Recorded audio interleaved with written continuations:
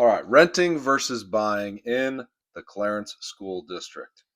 Now, the average rent for a four-bedroom house in Clarence is going to be somewhere between 4,000 to 4,500 a month, and that's for a four-bedroom in great shape. And there's going to be some that are a little bit less than that, and some that are a lot more than that, depending on finishes, depending on garage, driveway, square footage, all that kind of stuff. But generally, you're looking at 4,000 to 4,500 a month for a four-bedroom house in Clarence. So let's look at that against buying. Now, there's not a lot of inventory here in Clarence, as you know. There's only one house that's in the 300s, and there's one in the 400s, and only three in the 500s.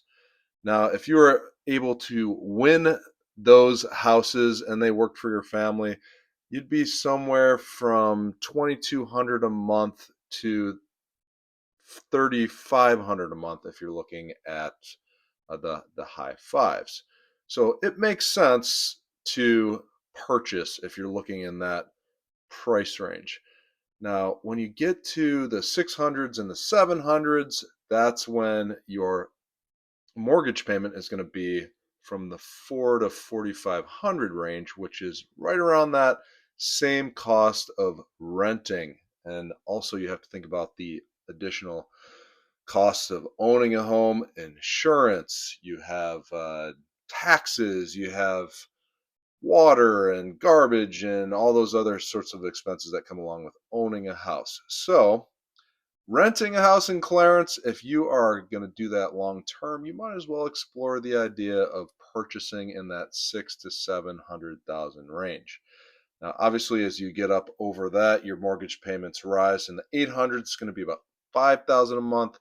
900 is about 5,700 a month. And there's seven houses that are in that 1 to 2.5 million, which you're looking at 7,000 to 15,000 a month as a mortgage payment.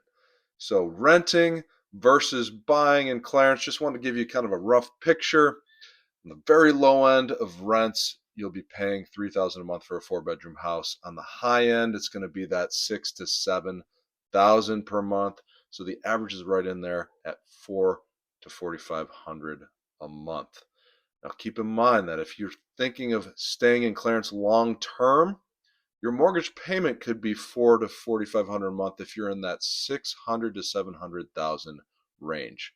Just want to give you an idea of what you're looking at if you're thinking about renting versus buying a four-bedroom house in Clarence. There you go. There you have it. If you have more questions, reach out to me anytime. I'm happy to answer them. Have a good day.